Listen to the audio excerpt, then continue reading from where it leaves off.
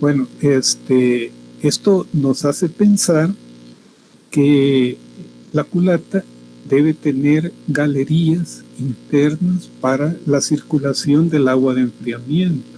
Este elemento que ustedes ven en esta parte de acá, en el extremo de la culata, aloja el termostato y es parte del circuito de agua de enfriamiento. Entonces hay galerías internas que deben estar selladas para los otros circuitos para que circule el agua de enfriamiento.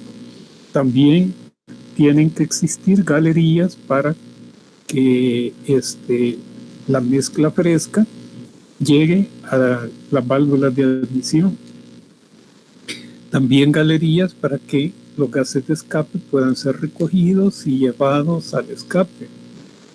También existen galerías para que el aceite que se derrama en esta parte de acá escurra por gravedad a través de todo el motor hasta el cárter que está colocado en la parte de abajo. De alguna forma, la bomba de aceite succiona el aceite del cárter y distribuye el aceite a través de una serie de galerías que están estratégicamente colocadas en, sobre todo, los componentes del conjunto móvil y que llevan el aceite también hasta la parte superior de la culata. Y de ahí, por gravedad, vuelve a caer el aceite hasta el cárter.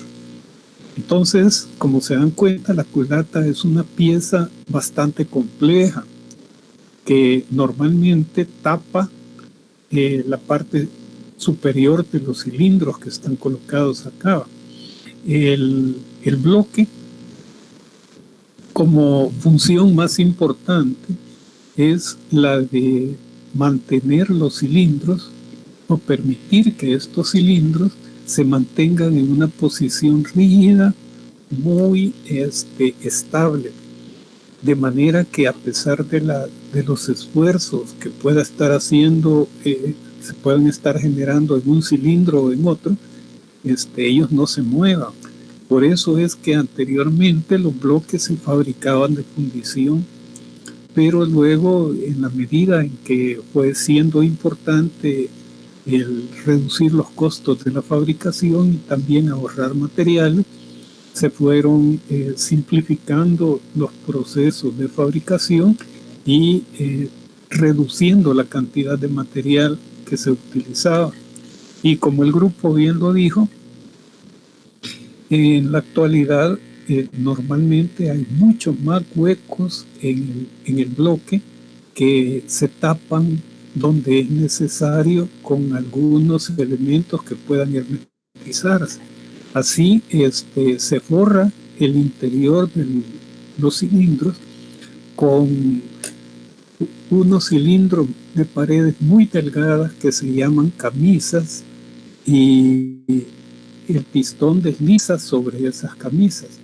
Generalmente el material con el que están hechas las camisas es acero nitrurado, de modo que tienen un nivel de dureza muy alto en la parte interior, pero por la forma en que se instalan en el bloque, necesitan sellos en la parte de afuera. O sea, el aspecto de los sellos es importante, prácticamente ninguna persona lo tocó. Existe un empaque entre el bloque y la culata, es un empaque muy importante que debe permitir la circulación del agua de enfriamiento en algunos casos. En otros casos tiene que permitir también la circulación del aceite y también tiene que existir orificios a través de los cuales pasan las varillas que levantan a los balancines y también los huecos para que el movimiento o la presión que se genera en el interior del cilindro se comunique con la cámara de combustión, que generalmente es una cavidad que existe en la parte de abajo de la culata. El bloque también permite sostener a los árboles tanto de levas como el cigüeñal. Aquí se ha colocado el cigüeñal en la parte de abajo como dando idea de que forma parte del conjunto móvil. Sin embargo, el cigüeñal está sólidamente sujeto a la parte inferior del bloque por medio de unos casquillos, unos cojinetes de bancada que son la mitad de un círculo, ¿no? Y que forman una cavidad para que pase una parte del cigüeñal. El cigüeñal es una pieza bastante compleja y que debe tener suficiente resistencia para soportar los esfuerzos que se producen, bastante disparejos entre el accionamiento de un pistón a través de la biela hasta el codo correspondiente del cigüeñal. Pero veamos algunos elementos adicionales del bloque. En la parte de arriba del bloque, esta es una superficie que se debe tratar de mantener lo más plana posible. Igual sucede con la parte inferior de la cara de la culata. Estas dos superficies, la parte superior del bloque y la parte inferior de la culata, deben asentar lo más perfectamente posible a través del empaque de culata. El empaque de culata generalmente está hecho, también tiene una fabricación bastante compleja, de modo que los pernos que unen a la culata con el bloque producen una deformación que tapa todos los poros entre la superficie inferior de la culata y la superficie superior del bloque, y de esa manera se produce un sello bastante bueno. Aquí no se usa pegamento, es la simple presión la que debe provocar el sello. De modo que algunas personas utilizan una pasta sellante, pero en realidad no se debería necesitar. Todo lo que se debería de hacer es colocar el empaque, producir la presión de apriete en los pernos, y eso provocaría el sellado de tanto de los cilindros como de todas las galerías que estarían formando parte y compartidas entre la culata y el bloque. Ahora, esta cavidad que pueden apreciar ustedes aquí en un costado del bloque es por donde pasan las varillas y se puede ver a las varillas y su accionamiento. En alguna forma, el ajuste en el movimiento de las varillas con los balancines y el extremo de la válvula tiene que ser bastante preciso. Y existe una operación de afinado que consiste en ajustar el juego que hay en el movimiento de estos mecanismos. Eso es algo que posteriormente podríamos explicar y que se realiza en esta parte superior por la forma que tienen los balancines y la manera en cómo actúan sobre la parte superior del vástago de la válvula. Ahora también ustedes pueden observar en el costado del bloque varios agujeros. Por ejemplo, este agujero de acá es donde encaja el eje del distribuidor. El distribuidor es un elemento que sirve para sincronizar el momento en que salta la chispa en las bujías en relación con la posición del cigüeñal y el momento en que las condiciones en el cilindro son apropiadas para que se dé la combustión. Es una situación importante. Ahora, este otro agujero que ven acá normalmente es donde se coloca la bomba de gasolina. La bomba de gasolina es accionada por una leva que está montada sobre el eje de levas. Aquí pueden observar ustedes el extremo del eje de levas. Hay otra parte que sale en este otro extremo. Normalmente el eje de levas está sostenido por tres o cuatro cojinetes. Aquí pueden observar el extremo del árbol de levas y aquí hay un cojinete que necesita ser lubricado y toda la cosa también. Del otro lado también sucede lo mismo, pero en el cuerpo de este árbol de levas, debajo de este hueco hay un piñón. Ese piñón es el que moviliza al eje del distribuidor. También en esta parte de acá, debajo de este hueco, hay una excéntrica. Y esa excéntrica lo que hace es mover una palanca que produce el accionamiento de la bomba de gasolina. Luego, este otro orificio que ven acá es donde encaja el soporte del filtro de aceite. Son irregularidades importantes que tiene el bloque y que permiten explicar por qué es tan complicado. Además, recuerden que todo esto está lleno de galerías para que circule el agua de enfriamiento, que tiene como propósito mantener bajo control la temperatura de funcionamiento del motor. La temperatura de funcionamiento del motor va a depender de la condición de trabajo que el motor esté desarrollando. Eventualmente, si el motor desarrolla poco trabajo, entonces su temperatura va a tender a ser un poco más baja. Pero en el momento en que se le exige fuerza al motor, entonces la temperatura se puede disparar, puede llegar a alcanzar valores muy altos. Como muestra de eso, cuando el motor está frío, cuando lo acaban de arrancar, aunque no es recomendable por los elementos móviles, pero ustedes pueden poner la mano encima de alguna parte del motor y no se queman. Pero después de unos 5 minutos de funcionamiento, aunque el motor esté sin entregar demasiada carga, ya no es recomendable tocar el motor porque las temperaturas son altas. Muy bien, en la parte de abajo del bloque es donde se sujetan los cojinetes de bancada que forman el hueco, el cojinete por donde se sostiene el cigüeñal.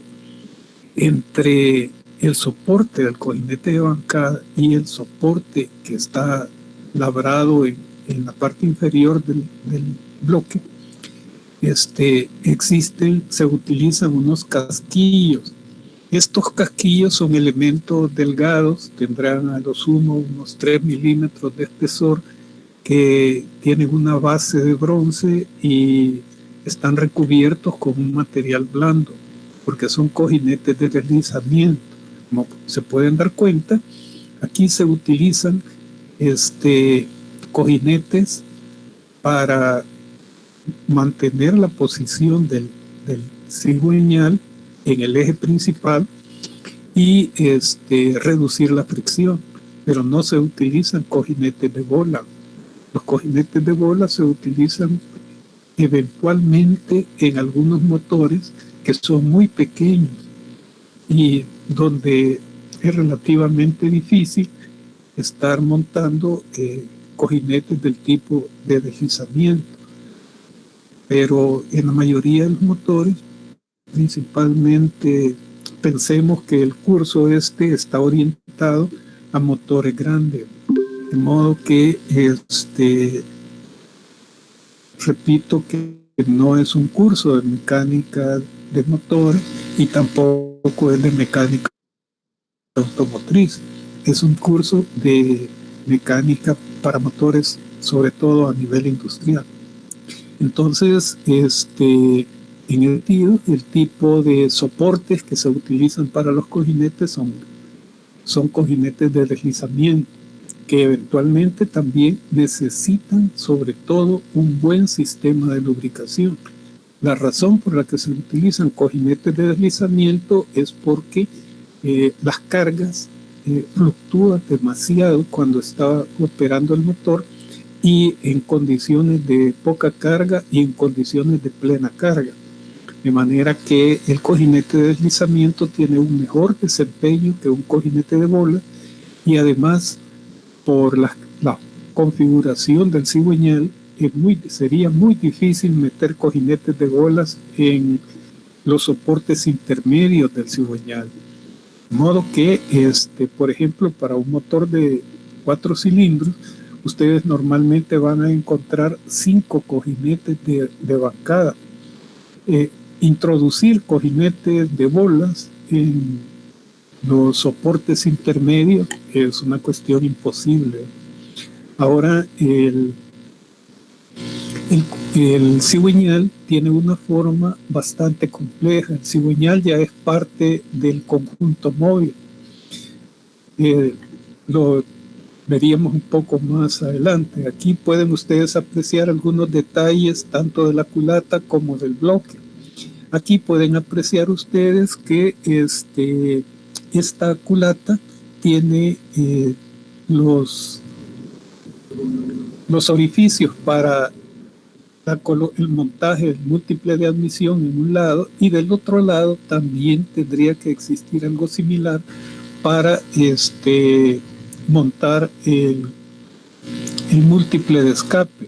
En este caso se ha quitado acá el elemento que habíamos visto anteriormente, que era el termostato, la cubierta del termostato, y se puede ver el orificio por donde se tiene acceso a las galerías de circulación del agua de enfriamiento. Aquí pueden observar cómo a un costado de la culata está montado un múltiple, probablemente sea el múltiple de admisión. Por la forma en que tenemos las ramas, es racional esto. Generalmente se espacían las explosiones en los cilindros de tal manera que la mezcla que entra por acá en algún momento llegue por aquí, luego llega por acá, luego entra por acá y finalmente llegaría por aquí. O sea, se espacían las explosiones, y también se trata de mantener la misma longitud de trayectoria que tiene que recorrer la mezcla desde la entrada, sea un filtro de aire en el caso de los motores diésel, o sea un carburador en el caso de los motores de gasolina, para que se distribuya lo más homogénea posible en los diferentes cilindros. Si hay diferencias, entonces unos cilindros van a producir más potencia que otros, y eso va a ser complicado. Ahora, aquí pueden observar un montaje lateral, una vista lateral del montaje de la válvula. De modo que aquí tenemos la culata, y pueden observar que la cabeza de la válvula está pegada en el asiento de la culata. Este es un resorte que, al intentar recuperarse, presiona a la válvula contra su asiento, y de esta manera la mantiene pegada, hermetizando el cilindro. Este es el soporte del eje de balancines. El eje de balancines está colocado en esta parte de acá, y la varilla, que es accionada por la leva, levanta este extremo, y de esa manera este otro extremo del balancín presiona el vástago de la válvula para que la válvula se abra. Como el movimiento es muy rápido, cuando el motor está funcionando, se pueden alcanzar velocidades muy altas. Entonces, este accionamiento provoca algún tipo de vibración y rebote por el efecto del resorte. Entonces, para eliminar los efectos de resonancia y el hecho de que la válvula rebote en el asiento, se acostumbra a utilizar dos resortes, uno dentro del otro, que tienen frecuencias de vibración diferentes, y de esta manera se rompe la tendencia al rebote. Estos son los elementos que ayudan a mantener el montaje. Estos son seguros y hay un plato a través del cual en una ranura del extremo de la báscula se monta el seguro, se monta el plato, y de esa forma se mantiene presurizado el resorte. Al ver la culata desde la parte de abajo podemos observar los huecos que constituirían las cámaras de combustión. Estas cámaras de combustión estarían directamente montadas exactamente sobre la parte superior del bloque. Esta es una vista un poco más detallada del bloque, y pueden observar ustedes en la parte inferior el montaje de uno de los soportes de bancada. Ahora veamos lo que habíamos comentado respecto al cigüeñal. Cigüeñal es una pieza compleja. Generalmente este extremo de acá sobresale por la parte delantera del motor, y este extremo de acá sobresale por la parte trasera del motor. Aquí se instala el volante, y en esta parte frontal se instalan algunos elementos que permiten ajustar las posiciones relativas de las válvulas y las posiciones de los pistones. Esto es lo que se llama la sincronización o el mecanismo de sincronización del motor. Ahora, desde la parte frontal hasta la parte lateral, ustedes pueden observar que hay algunos elementos que están alineados, que son estos de acá. Estos elementos alineados son los soportes o el eje del cigüeñal y el punto en donde los soportes sostienen el cigüeñal. A ellos están alineados. Pero los codos del cigüeñal son estos. Este es un codo, este es otro codo, este es otro codo y este es otro codo. Obviamente este cigüeñal es un cigüeñal para un motor de 4 cilindros. Aquí podemos ver en una vista lateral las partes del cigüeñal por donde es sostenido el cigüeñal. Son estos.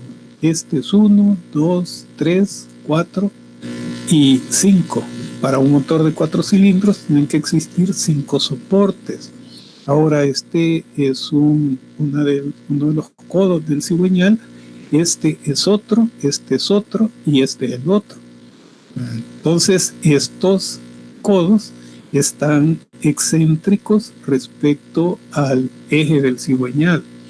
Ahora, estos elementos que están colocados aquí son contrapesos.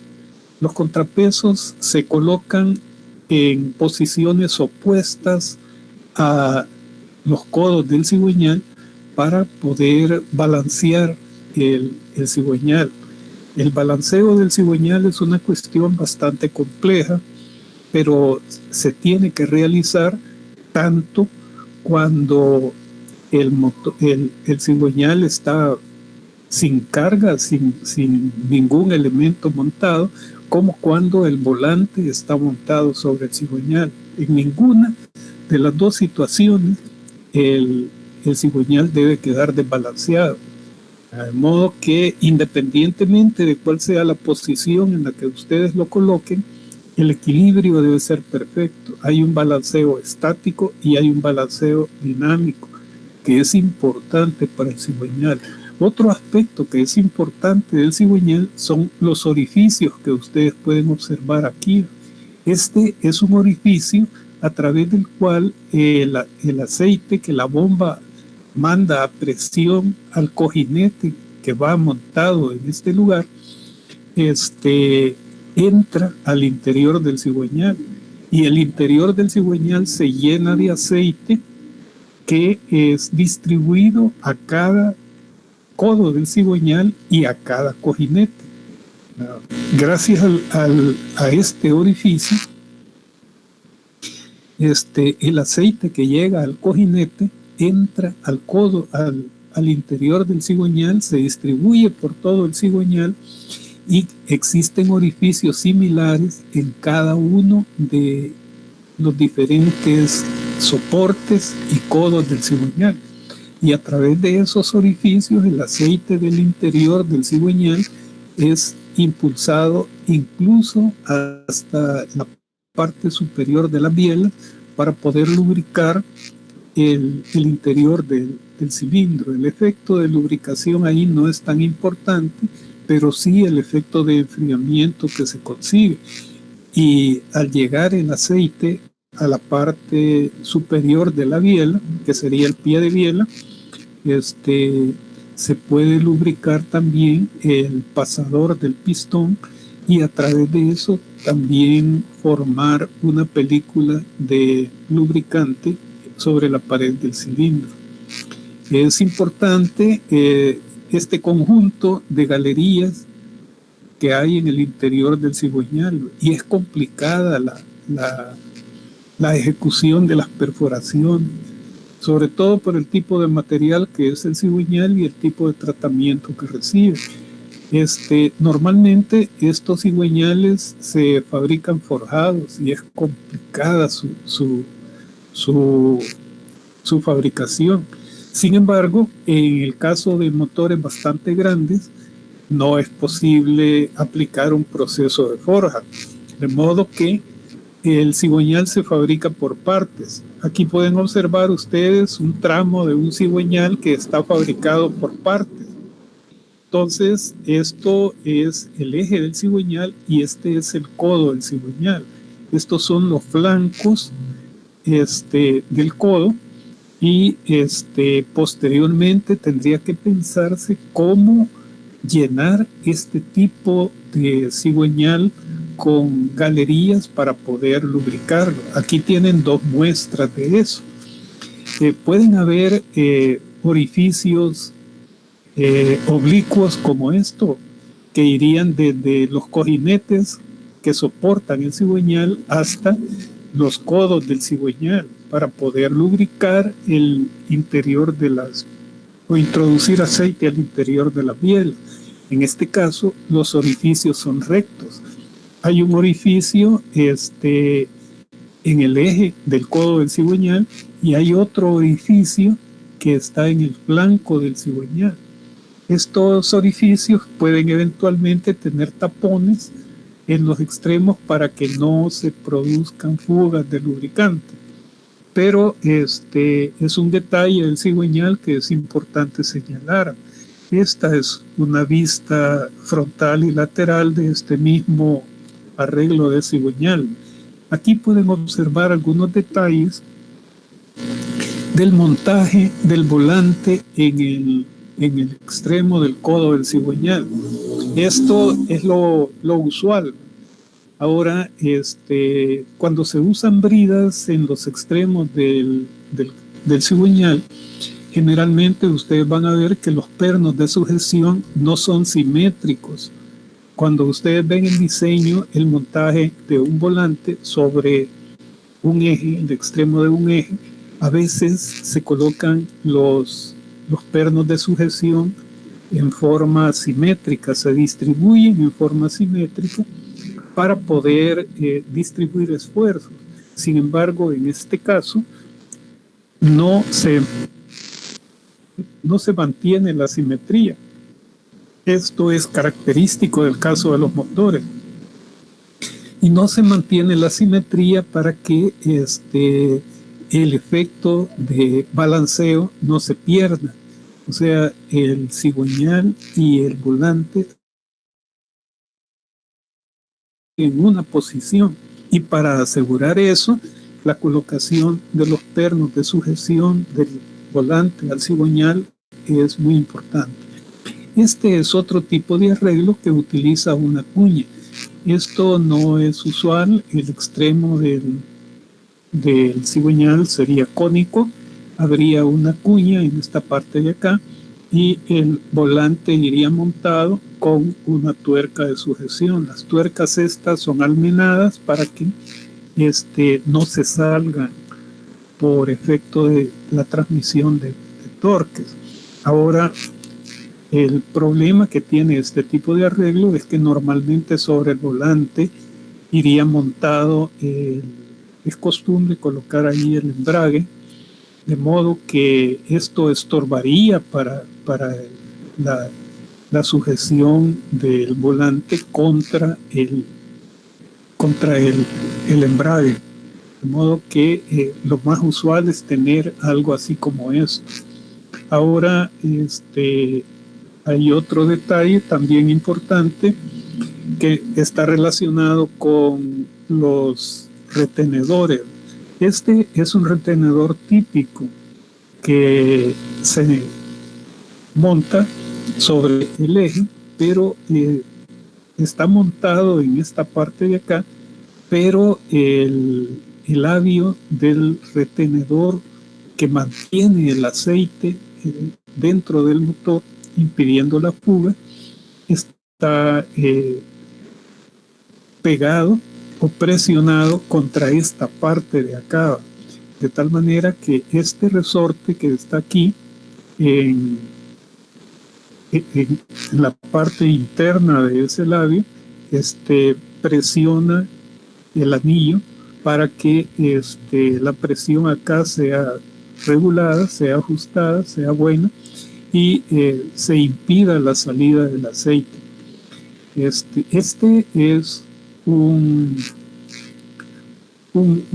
arreglo alternativo. Esto normalmente sería un detalle del cojinete de bancada que está del lado del volante, que es quizás el volante, el soporte de cojinete más grueso, porque es el que soporta más carga. Entonces, este es el lado interno del motor y este es el extremo del cigüeñal. Aquí tendríamos montado el volante. Entonces, como ustedes pueden apreciar, aquí tenemos un labrado en forma de laberinto en el extremo del cigüeñal. No parece rosca, pero no es la función que esto trabaje como rosca. Lo que hace es que con la rotación del cigüeñal se logra un movimiento que retiene el aceite en la parte izquierda. De todas maneras, el aceite retenido es enviado a este disco, es un simple disco de acero que al girar tira el aceite en esta galería y por este orificio lo regresa al cárter. Es una forma alternativa de retener el aceite en el interior del motor. En este caso ustedes pueden apreciar el extremo frontal del cigüeñal. Es complejo. Aquí tienen un engrane donde normalmente va montada una cadena que es la que permite mantener la posición relativa entre el cigüeñal con el accionamiento a los pistones, y esto engrana también la cadena con el eje de levas, y de esa manera se sincroniza el movimiento de apertura y cierre de las válvulas con la posición de los pistones. Este es un deflector que cumple más o menos la misma función del retenedor, mantener el aceite en la parte interna del motor. En este caso, la parte interna está hacia la derecha. Y esta es una tapadera que se coloca para sellar esta caja que está llena de lubricante de la parte externa. Esto ya sería el exterior del motor. Sin embargo, en este exterior del motor, ustedes pueden apreciar que hay una polea. Generalmente aquí va una faja que se utiliza para accionar la bomba de agua o algunos otros elementos que son importantes en el exterior del motor, en la parte frontal. Eventualmente, este detalle va en algo así como esto, el extremo del cigüeñal, con un orificio en esta parte de acá, con un bushing, que es un cojinete pequeño que está montado aquí para reducir el deslizamiento entre un eje que podría encajar acá con algunos tipos de embrague que tienen un eje saliente que necesita ser soportado, acoplado en el motor. No es para que se transmita torque a través de él, solamente es un punto de apoyo, pero que por las velocidades con las que giran estos ejes eventualmente requiere una lubricación. Muy bien. Ahora, finalmente, vamos a hacer algunas consideraciones sobre los mecanismos de válvulas. En este caso, ustedes pueden apreciar que este es el eje del cigüeñal, este es el eje del árbol de levas. Como pueden darse cuenta, el diámetro de la rueda que está montada en el árbol de levas tiene el doble de diámetro de la rueda que está montada en el cigüeñal. Eso tiene como propósito que el árbol de levas gire a la mitad de la velocidad del cigüeñal. De esa manera, el ciclo de operaciones que produce cada una de estas levas pues, va a provocar la apertura en el momento adecuado y el cierre en el momento adecuado de cada válvula una vez cada 2 revoluciones del cigüeñal. Entonces aquí tendríamos las 2 válvulas sobre la parte superior del cilindro, arriba del pistón, y aquí pueden observar las 2 levas. Las levas no actúan directamente sobre el extremo de la varilla, sino que hay un elemento cilíndrico que se llama buzo, o así le llaman buzo, que se mantiene alineado por el lugar donde se mueve en el bloque. Y de esa manera permite algún tipo de oscilación de la varilla en su movimiento. El buzo mantiene el alineamiento más o menos de la varilla levanta en la parte superior el extremo del balancín y el otro extremo empuja el vástago de la válvula hacia abajo. Obviamente aquí en esta parte intermedia es donde estaría colocado el cuerpo de la culata que sostendría por una parte el asiento de la válvula y por la otra le estaría dando un soporte, un apoyo al resorte para que mantenga presionada la válvula cuando no está siendo accionado desde la parte superior. Los mecanismos de válvulas pueden cambiar. Por ejemplo, en este tipo de arreglo pueden ustedes observar que hay 2 árboles de leva y estos árboles de leva no están en el bloque como este. En este caso, los árboles de leva están situados en la misma culata.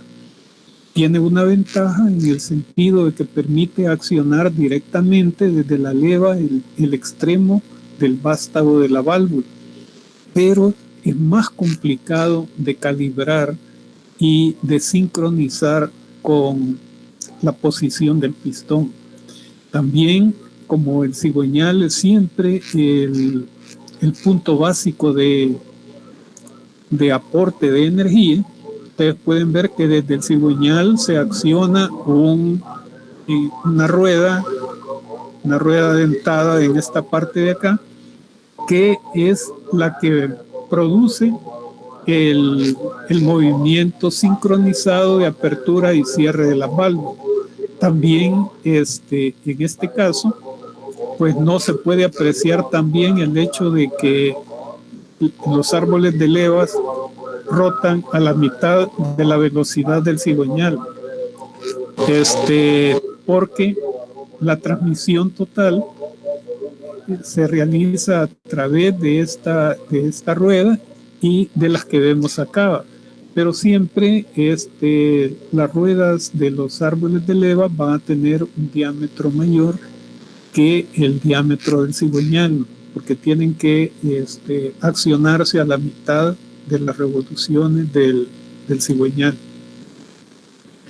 Muy bien, esto era prácticamente lo que quería recordarles sobre las participaciones que tuvieron el jueves pasado. No sé si tienen preguntas, si alguien tiene alguna duda.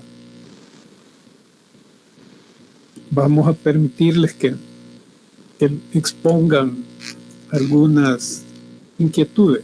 Veamos. ¿Alguien quiere decir algo? Ingeniero. Diga. Yo tengo una inquietud que me surgió al ver que el eje del cigüeñal es lleno de agujeros, como usted mencionaba, ¿verdad? Sí. Y a la hora de diseñar estos ejes, ¿se tiene en cuenta esto como concentrador de esfuerzos? Claro que sí. Claro que sí. O sea,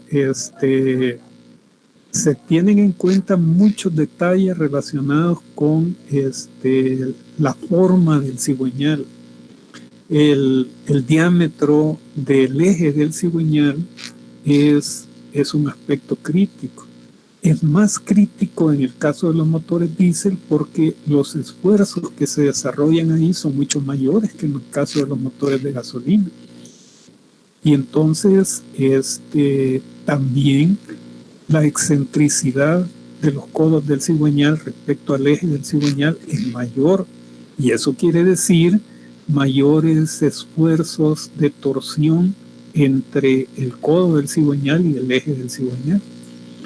Así es que todo esto se tiene que tomar en cuenta. Los radios de acuerdo en los cambios de sección, donde el eje central del cigüeñal nos movemos hacia los codos del cigüeñal, allí es importante el radio de acuerdo para reducir los esfuerzos que se producen.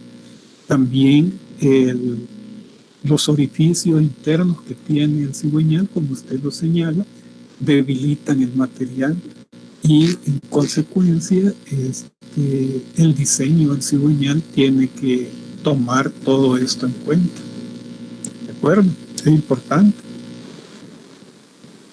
¿Otra pregunta?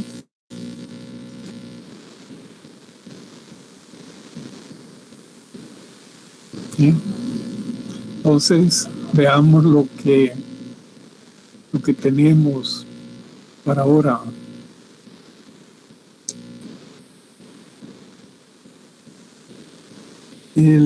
La temática de ahora es el ensayo de motores. El ensayo de motores es un tipo de actividad que se utiliza para verificar el cumplimiento de un tipo de motor respecto a las normas. Eso es algo importante. Tal vez en el caso de un motor pequeño no hay tanto problema con esto, pero sí en el caso de los motores grandes es importante asegurarse de que los motores que se compran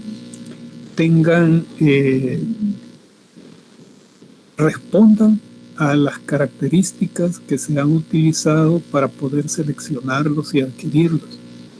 Ese es el propósito del ensayo de motores. Aquí tienen ustedes 4 opciones que sirven para justificar el ensayo de motores. En primer lugar, sirven para verificar en laboratorio la teoría de la clase. Definitivamente esto no lo podemos hacer nosotros ahora por las condiciones en las que estamos. Sin embargo, un grupo de ustedes con el ingeniero Saladá hicieron una rehabilitación de un banco de motores aplicado a un motor diésel pequeño, y la tesis está en el repositorio de la biblioteca, de manera que esto puede en alguna medida ser investigado. Hay algunos detalles que no responden completamente, pero el equipo está disponible en el laboratorio de motores de la escuela. Ahora, A través del ensayo de motores también podemos investigar la conducta de los motores ante nuevos tipos de desarrollo. Por ejemplo, se hace una modificación en algún tipo de elemento, una nueva bomba de agua, una nueva bomba de combustible, y se puede observar que también responde el cambio que se ha hecho respecto al comportamiento del motor. Por otra parte, también podemos verificar el cumplimiento de especificaciones, como anteriormente les decía. ¿Qué quiere decir esto? Quiere decir que cuando ustedes seleccionan un motor, sobre todo para una aplicación estacionaria, lo seleccionan en base a sus curvas de comportamiento.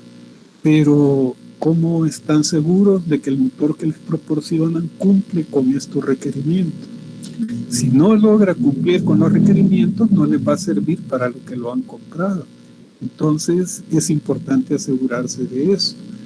Cuando el motor lo justifica, y esto va en términos de los costos, el fabricante tiene el compromiso de demostrarle al comprador que su motor está cumpliendo las especificaciones. Esto tiene algunos cambios de acuerdo a la procedencia del motor. Porque, por ejemplo, la tendencia de los motores americanos es a dar valores nominales del motor que en realidad en funcionamiento el motor no logra mantener. Esto es porque generalmente no toman en cuenta la energía que el motor utiliza para movilizar algunos sistemas auxiliares. En cambio, los motores europeos tienen la característica de que cuando les dan un conjunto de especificaciones en las proformas comerciales, eso ya toma en cuenta la reducción en la potencia de salida del motor para poder movilizar los componentes auxiliares. De modo que es un valor más real de lo que el motor es capaz de hacer. Ahora, a través del tiempo de uso del motor, como en cualquier otro tipo de aplicación, existe deterioro. En alguna medida, el ensayo de motores permite determinar qué tan graves son los desgastes para poder, en función de esto, tomar medidas. Piensen ustedes en aplicaciones como las de los motores de Nehapa Power o de Costal. Son instalaciones relativamente grandes que necesitan trabajar sobre seguro, y en términos de eso, pues deben contar con algún tipo de mecanismo para verificar que el motor es capaz de mantener sus condiciones de rendimiento, e incluso a través del tiempo que ha pasado. De lo contrario, se tienen que hacer modificaciones en sus características. Ahora, para poder ejecutar el ensayo de motores, se hace uso de varios equipos de prueba. En este sentido, los dinamómetros son los elementos tal vez más importantes. A través de ellos es posible determinar el valor del par que el motor está desarrollando en algún momento. También el dinamómetro se complementa con un medidor de velocidad, un tacómetro. Los dos componentes básicos del motor vendrían a ser esto: el que mide el par y el que mide la velocidad. ¿Por qué? Porque teniendo estos dos parámetros, ustedes pueden calcular la potencia que el motor es capaz de desarrollar. Ahora también se complementa el equipo de prueba con instrumentos para la medición de caudal. Cuando se utiliza esto, podemos medir los consumos de aire que tiene el motor, se puede medir el consumo de combustible que tiene el motor, y se puede medir la cantidad de agua de enfriamiento que está pasando por el motor. Estos factores vienen a ser importantes cuando realizamos un balance de la forma en que se distribuye la energía de la combustión en el motor. La energía de la combustión eventualmente, a diferencia de lo que señaló aquí en el grupo de carburación, normalmente se distribuye en 3 partes y cada parte ocupa más o menos el 30-35% de la energía. De modo que con los productos de combustión se botan al medio el 30% de la energía, porque los productos de combustión salen calientes. El otro 30% es el que toma el agua de enfriamiento y se libera al ambiente también en forma de calor directamente. Y el otro 30% es la energía energía mecánica que el motor produce. Ningún motor en la actualidad tiene un nivel de eficiencia mucho más alto de un 30-35%. Los motores diésel son los motores relativamente más eficientes, pero no alcanzan niveles de eficiencia tan altos. De todas las máquinas térmicas, probablemente las plantas de vapor son las que alcanzan niveles de eficiencia mayores, pero eso se compensa con la complejidad que tienen, la cantidad de elementos que utiliza una planta térmica, una planta de vapor, y el área de planta que utiliza es exagerada, de manera que los motores que normalmente son autosuficientes, generalmente los motores de combustión se utilizan de esta manera, generalmente tienen una eficiencia relativamente baja, que distribuye la energía más o menos en estas 3 cantidades. Específicamente, cada cantidad pues va a depender del tipo de motor, del tiempo de uso y de la forma en cómo se esté cargando. Luego son fundamentales los instrumentos para medir temperaturas. O sea, con la medición de las temperaturas podemos calcular las cantidades de energía que los diferentes flujos llevan. Los instrumentos para medir presiones también son importantes, no solamente para asegurarnos de que el motor está trabajando en condiciones adecuadas, sino que también están relacionados con el cálculo de algunos tipos de caudal que no pueden ser medidos directamente. Generalmente, en el ambiente alrededor de un motor, la temperatura es bastante alta, de manera que cambia dependiendo del tiempo de funcionamiento del motor, sea desde que se enciende hasta el momento en que se ejecutan las pruebas. De manera que para hacer estos cálculos es importante tomar el valor momentáneo de temperaturas, de presiones, para poder estimar los caudales. La medición de la densidad, por lo menos la densidad aparente, es también importante. Esto es algo que ustedes ya han visto en mecánica de fluidos. Mecánica de fluidos, la densidad aparente es la relación entre la densidad de una sustancia y la densidad del agua. En este sentido, como es una relación entre 2 densidades expresadas en las mismas unidades, la densidad aparente es una cantidad adimensional, y es algo que tenemos que tomar en cuenta. Entonces, la ejecución de ensayos requiere complementar el dinamómetro, que es tal vez el equipo más importante, con estos otros accesorios. Ahora, aquí tenemos uno de los dinamómetros más conservadores, ¿no? Se fabrican en tamaños muy grandes y también muy pequeños.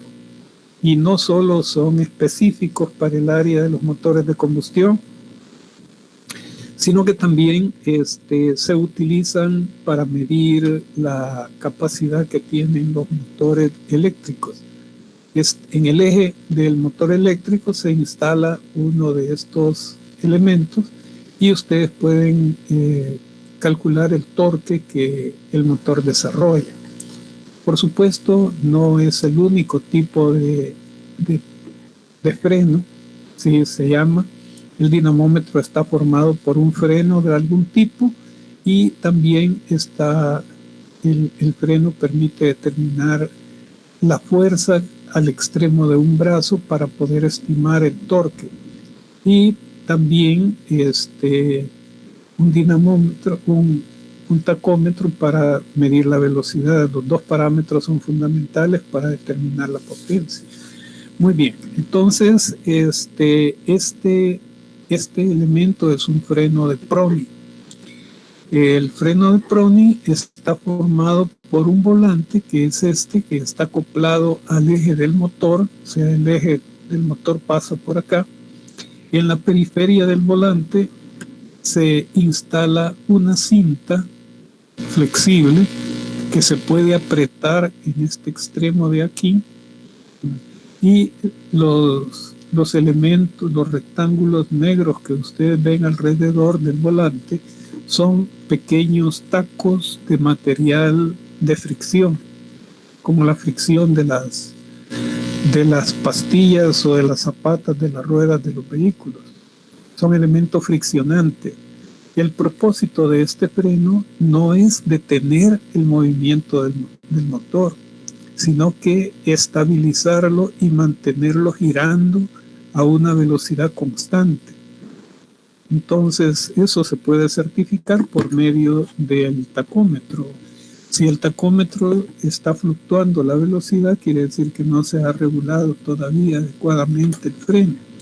Y entonces tiene que ser regulado. El hecho es que si el volante está girando en el sentido de las agujas del reloj, entonces a través de los elementos friccionantes de acá, este extremo de aquí, pueden observar que el brazo se ha formado con dos pedazos de ángulo que estarían rígidamente unidos a la cinta metálica alrededor del volante, y el efecto de rotación del volante hace que este extremo tienda a bajar.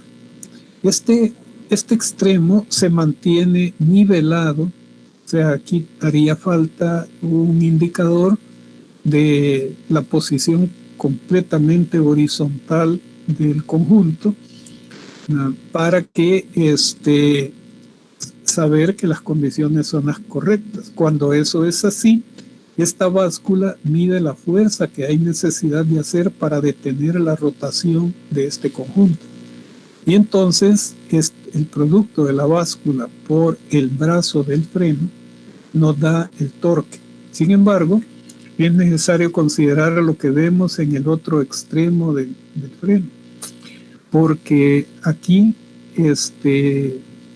como esta parte es más prolongada que esta parte de acá, el freno tiende a desequilibrarse en el sentido de las agujas del reloj, viéndolo de frente. Entonces, esta parte de acá es importante para el balance. Entonces, aquí se colocan pesos colgados de este orificio para poder nivelar. Entonces, los pesos colocados aquí tienen que ser los apropiados para que el motor, sin funcionar, mantenga el extremo del brazo nivelado con el punto fijo que estaría colocado aquí como valor de referencia. Entonces, bajo esas condiciones, se pone en marcha el motor, y la lectura de la báscula pues nos va a dar la fuerza necesaria para mantener estable el conjunto. Al peso que se coloca en este extremo de aquí se le llama tara. La tara de un freno es la fuerza necesaria para mantenerlo nivelado. Este es un valor importante. Muy bien, este es un freno de Prony, es un freno mecánico. Sin embargo, no es el único tipo de freno que hay. Hay muchos otros tipos de freno. Aquí vemos un freno hidráulico que puede eventualmente considerarse más efectivo porque es más compacto y en alguna medida su curva de funcionamiento es más predecible, entendible y incluso calibrable. Entonces, en este caso de acá, ustedes pueden observar que en la parte de arriba hay un depósito que a través de estas tuberías llena una cavidad que está colocada en esta parte de acá con mangas que están sostenidas en cojinetes. Entonces, este disco rota en un ambiente que está lleno de agua. Hay una cámara llena de agua en ese caso. Y por fricción viscosa, se produce un efecto de frenado. Esta fricción viscosa ayuda a que el eje del dinamómetro del freno hidráulico se acopla al motor de combustión y el motor de combustión hace girar el disco en el interior de la cámara. Lógicamente, por la fricción tiende a arrastrar el conjunto. O sea, este conjunto tiende a ser arrastrado. Nuevamente, igual que en el caso anterior, se detiene el movimiento, se mantiene alineado con una referencia estática y de esa manera se mide la cantidad de esfuerzo que hay que hacer para poder mantener estable la carcasa, la cubierta del disco.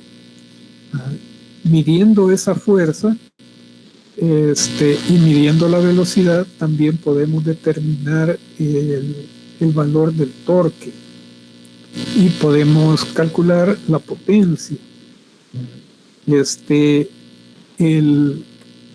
La ventaja que tienen estos discos es que la fricción hidráulica es proporcional al cuadrado de la velocidad.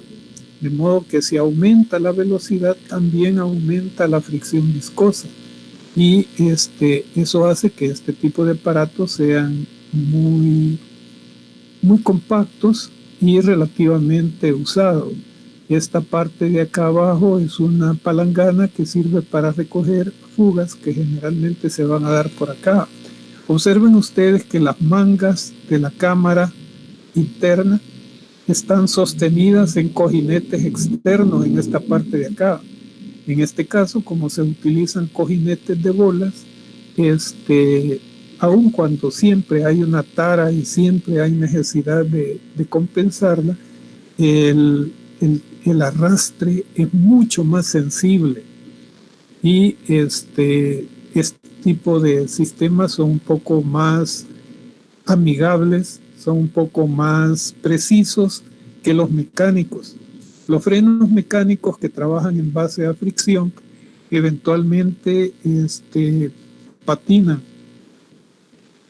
Y eso con este tipo de freno, el elemento friccionante a veces se traba, a veces patina, y eso hace que la lectura, sobre todo acá en la báscula, no sea completamente estable, sino que hay un abanico de posiciones de la aguja. De modo que estos valores tendrían que ser promediados para poder obtener el valor. En este caso, el freno es mucho más sensible y es mucho más preciso. Aun cuando existe un pequeño ángulo de rotación de la aguja, de oscilación de la aguja, es bastante pequeño y no hay tanto problema con la estimación de una lectura. Aquí podemos más o menos apreciar la forma externa de un freno hidráulico. Frenos hidráulicos de este tipo son muy eficientes. Veamos algunos elementos. Este es más complejo, mucho más complejo que el freno hidráulico que vimos anteriormente. En este plato que está colocado acá es donde se colocan los pesos. Inicialmente se coloca un peso de referencia aquí para poder calibrar el equipo a cero. De modo que también por acá tendría que haber una marca fija al suelo, de tal manera que nos sirva de referencia. Y al colocar los pesos acá y producir el alineamiento, pues vamos a tener la condición de referencia. En este caso, ustedes pueden observar que la báscula está colocada en esta parte de acá. La lectura de la báscula al extremo de un brazo nos va a dar posibilidades de calcular el torque. Estas dos mangueras que ven en la parte de acá, una es de entrada de agua para llenar la cámara y la otra es de salida. Estas son mangueras hidráulicas con paredes muy resistentes, porque normalmente en este tipo de frenos, con ayuda de una bomba hidráulica se llena a presión la cámara interna, y la fricción puede llegar a ser tan alta que es suficiente para vaporizar el agua, de tal manera que es posible restringir. O sea, aquí pueden ver la colocación de la bomba. Entonces, con ayuda de esta bomba podemos introducir a presión el agua al interior del sistema. Y con una válvula como esta podemos cerrar la manguera de salida, y de esa manera podemos aumentar el efecto de frenado. También hay una manivela con la cual se pueden insertar unas placas entre el elemento rotativo y la carcasa del motor, la carcasa del freno, para poder reducir el efecto de fricción. Cuando estas láminas están cubriendo el espacio entre los dos elementos, la fricción es mínima. Y cuando se sacan las placas, que eso se logra a través de doble tornillo, un tornillo en la parte de arriba, un tornillo en la parte de abajo y una manivela con la que se le da vuelta a los dos tornillos simultáneamente.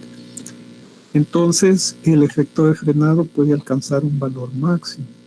En la medida en que el efecto de fricción va siendo mayor, la energía que absorbe el agua del motor también es mucho mayor, de manera que de esta manera es que la energía del motor trasladada al agua la vaporiza. Y yo he estado en situaciones en las cuales incluso el agua no gotea, sino que sale como vapor de este tipo de frenos. Ahora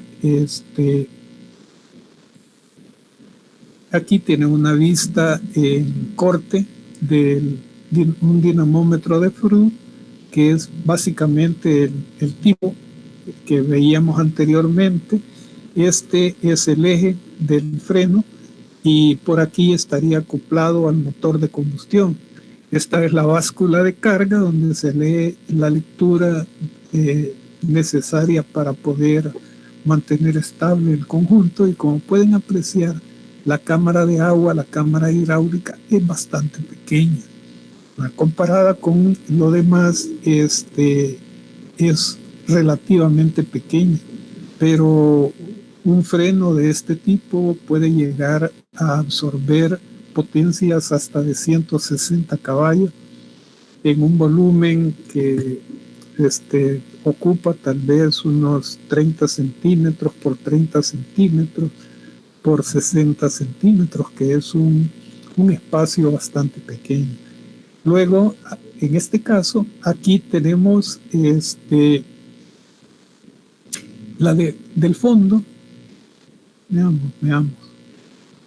En este caso tenemos la entrada a través de esta manguera. Es una manguera flexible, capaz de soportar presiones hidráulicas altas. Esta viene de la bomba.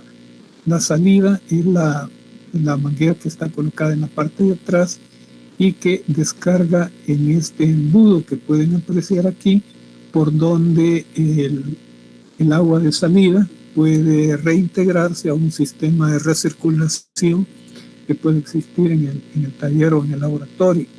El que quede abierto en esta parte de acá es bueno para fines de medición de temperatura, o sea que en lo que sale aquí perfectamente puede entrar en contacto con un termómetro para poder determinar la condición a la que sale el agua. Aquí pueden observar la válvula que restringe el flujo de salida. Y luego los otros elementos vienen a ser dos pares de cojinetes, uno que es interno a la cámara y otro que es externo para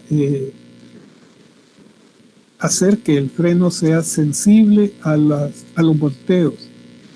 De manera que eso ahí va. Esta es una cámara de rebalse y un dispositivo de drenaje. Muy bien, esto es un freno hidráulico.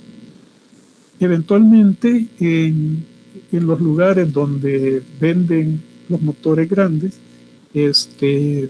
prueban la producción del motor montando el motor en un conjunto como este y colocándole unas aspas de ventilador en el extremo del eje.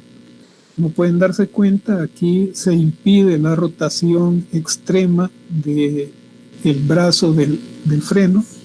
O sea, se colocan pesos aquí para dejar el conjunto alineado exactamente de manera que no tope con los bordes, sino que se mantenga equilibrado.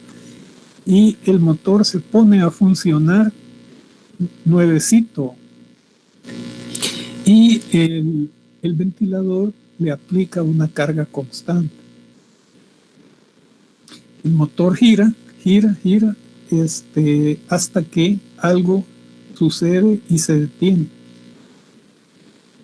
Entonces, para un motor nuevo en una fábrica de motores, esto es importante para poder certificar la duración de un motor típico de los que se producen. Por supuesto, esto se puede hacer en cualquier lugar, pero no es muy práctico. Un freno hidráulico de corrientes parásitas es algo similar a esto. Como pueden darse cuenta, en este caso, el eje del dinamómetro, el eje del freno, está acoplado al eje del motor y en esta ocasión el volante es una pieza que tiene forma de un engrane. Y este engrane está girando en el interior de un campo magnético que es formado por una bobina. Aquí la pueden ver en corte, pero la bobina abarca toda la periferia de la cubierta del rotor. De esta forma, ustedes pueden darse cuenta de que si se alimenta con corriente continua, esa bobina va a formar un campo magnético que viene dado por el sentido, por la regla de la mano derecha. Entonces vamos a tener un campo magnético que va a interactuar con el material del que está hecho el rotor, que es una variedad de hierro. Entonces la forma dentada de la periferia del rotor va a tender a cortar las líneas de flujo magnético y eso va a producir un efecto de fricción magnética. Como el motor fuerza a este rotor a mantenerse girando, vamos a tener una transferencia de energía del motor a un circuito de agua de enfriamiento que se estaría utilizando para poder mantener la temperatura de la carcasa con el embobinado que vemos en esta parte de acá. Entonces aquí se ha sugerido la entrada del agua de enfriamiento, la circulación a través de la carcasa y la salida por esta parte de acá. Esta es una vista en corte del conjunto y pueden apreciar algunos de los detalles del arreglo. A través de aros deslizantes, este motor energiza la bobina que estaría colocada acá. Y el eje del motor mueve al rotor internamente. Entonces,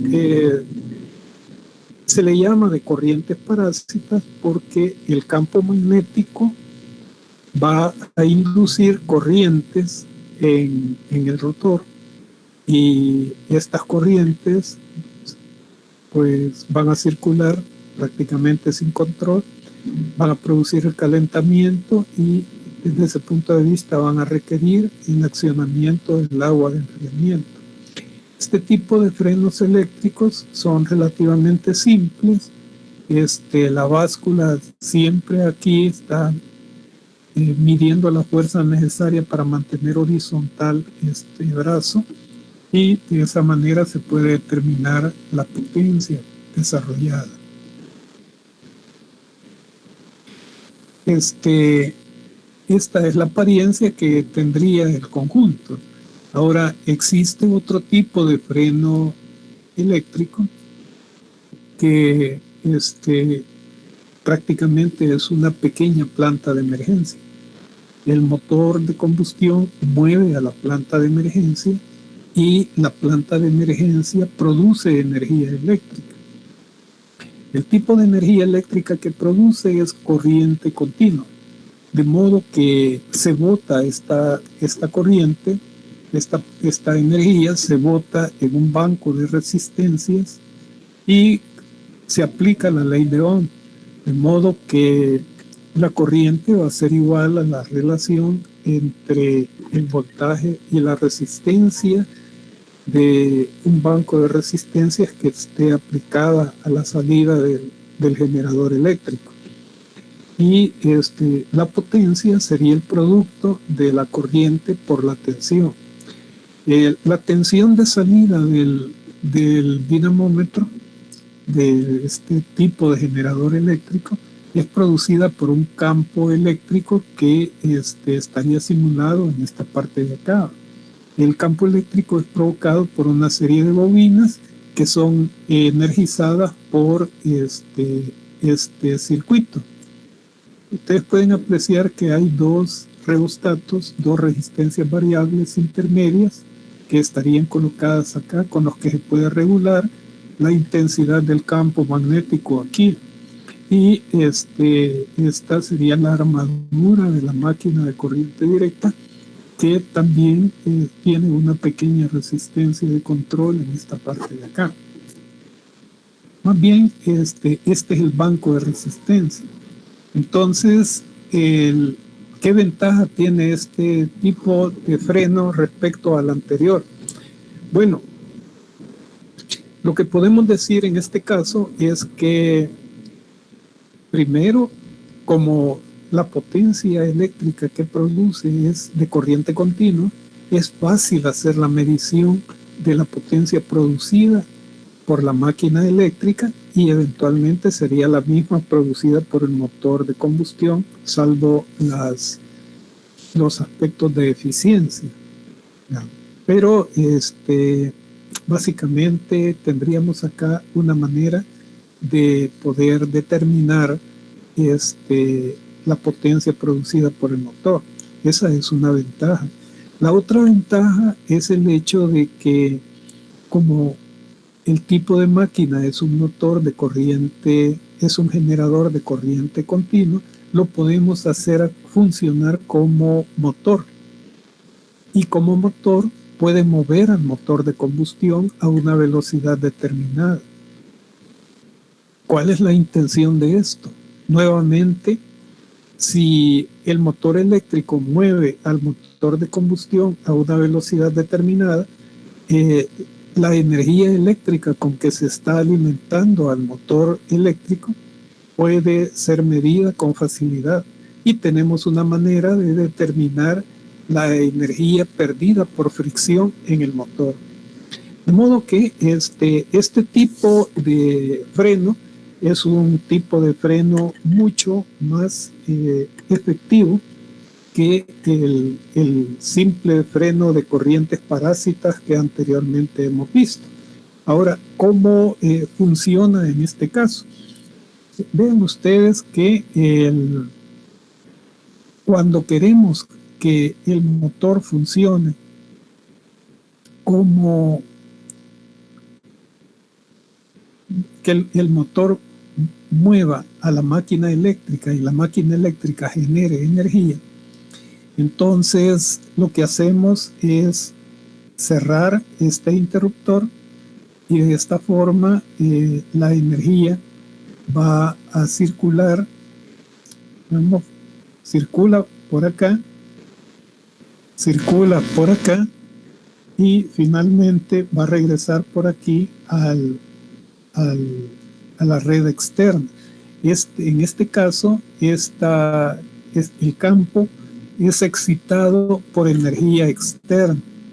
Ahora, la energía mecánica transferida por el campo electromagnético a la armadura, pues va a poder circular por aquí. Hay que cerrar este interruptor, va a circular por acá y va a circular por esta resistencia. Va a formar un circuito cerrado aquí. Estas cuchillas tienen que estar abiertas. Cuando queremos que la máquina funcione como la máquina eléctrica funcione como motor para mover al motor de combustión, entonces estas cuchillas tienen que estar cerradas y este interruptor tiene que estar abierto. Entonces, siempre vamos a tener la energía externa excitando el campo. Y también estaría entrando la energía del servicio comercial por acá, estaría circulando por aquí y regresando al exterior. De esa forma, la interacción de los dos campos magnéticos produce el movimiento del rotor como motor y de esa manera podríamos arrastrar al motor de combustión interna para que gire a una velocidad específica. ¿Alguna pregunta hasta ahora? ¿Preguntas?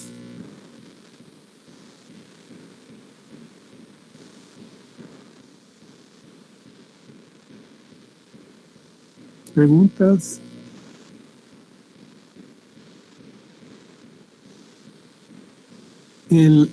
La visión de un tacómetro para acompañar la medición del torque es relativamente simple. Los tacómetros pueden ser de fricción o, generalmente serían de fricción o pueden ser del tipo de espectroscopio o espectrómetro.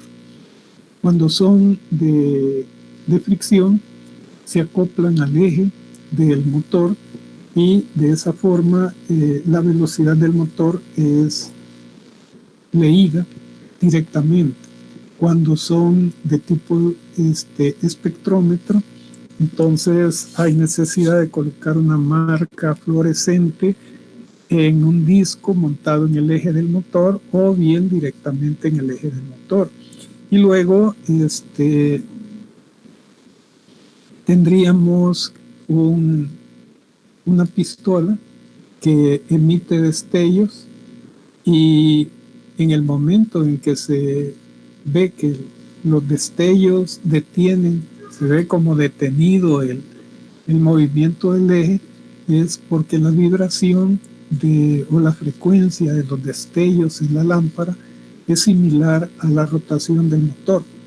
Entonces, leyendo el monitor del espectrómetro podemos determinar la velocidad de rotación del conjunto.